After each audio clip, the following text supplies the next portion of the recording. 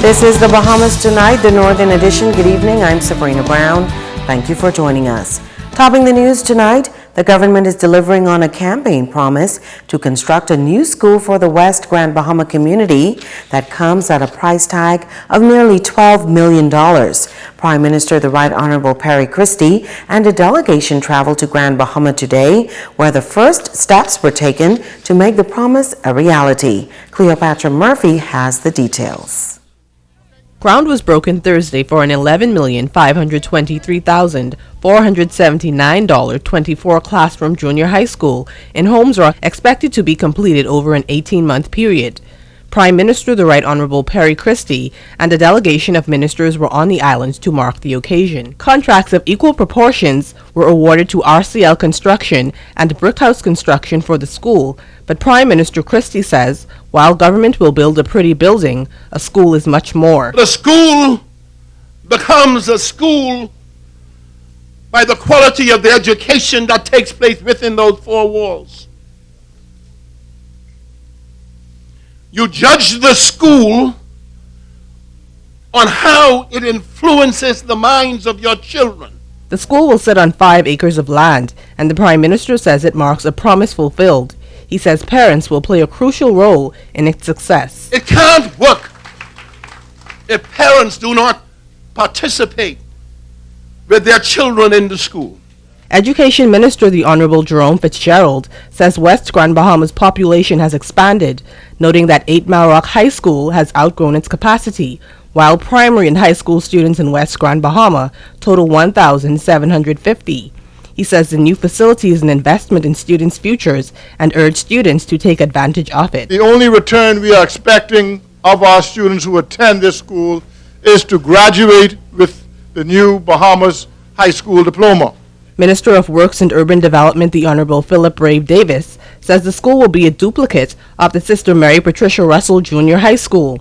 Davis says the groundbreaking and contract signing showcases government's commitment to infrastructural improvements on Grand Bahama. Discounting previous works under this administration, my ministry executed the Fishing Hole Road most recently, the contract for works at Smith's Point, and this school represents another plank in the robust package of capital investment projects to be delivered by this government for Grand Bahama. Minister Davis says construction is set to begin in a couple of days once all contracts are signed.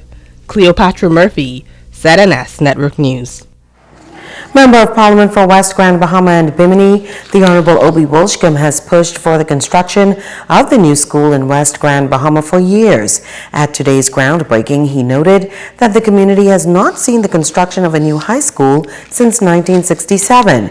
He says residents of West Grand Bahama have risen to leading roles in the country because of their commitment to education. He thanked his colleagues for making the school a reality. I'm proud.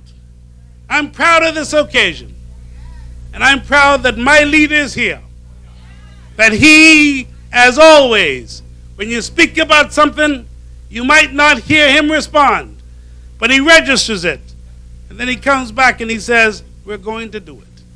A man of action, leadership, a man who demonstrates at all times that he believes in his country, and a great Bahamian man. And so let's celebrate today. Let's get this construction done. The Minister for Grand Bahama, the Honorable Dr. Michael Darville, says a lot of work has been done to get this project off the ground.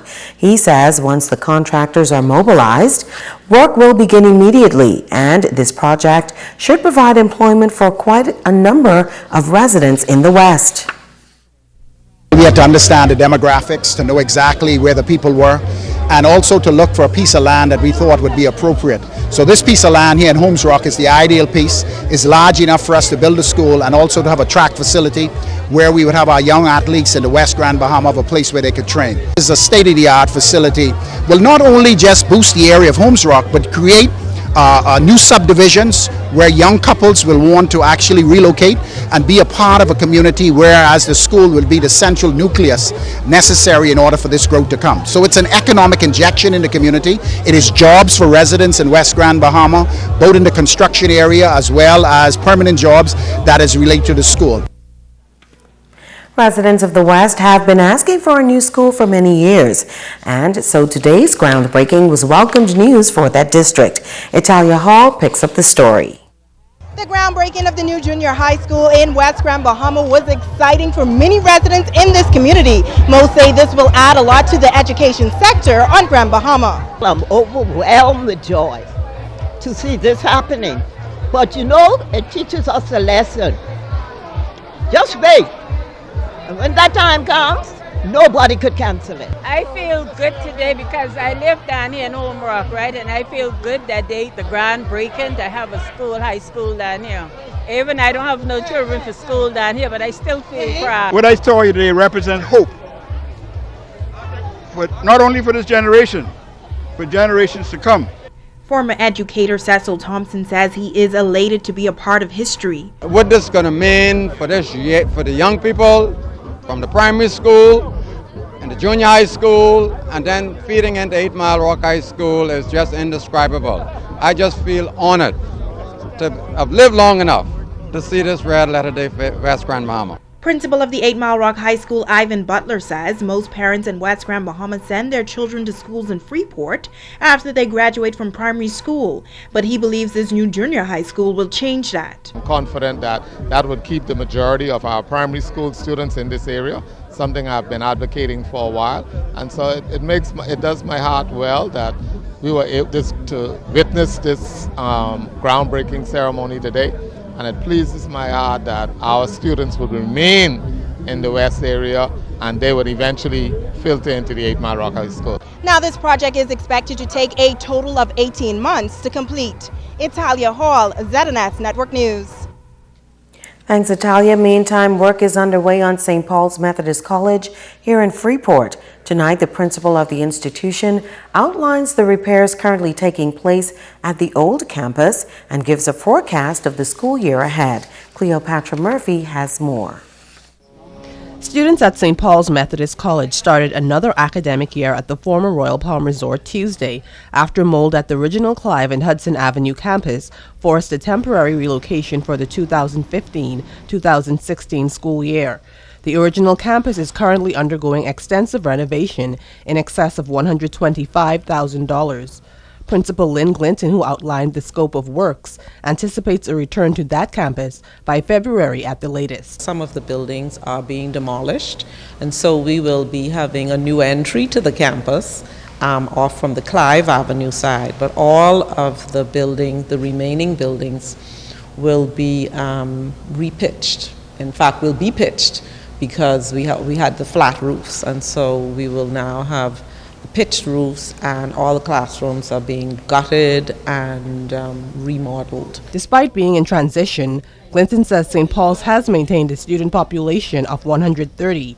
She says the school remains focused on delivering quality education. As we move through the year, it will be like every other year, where we set high expectations for our students to achieve the success of last year's students, having gotten the BJC and the BGCSE results.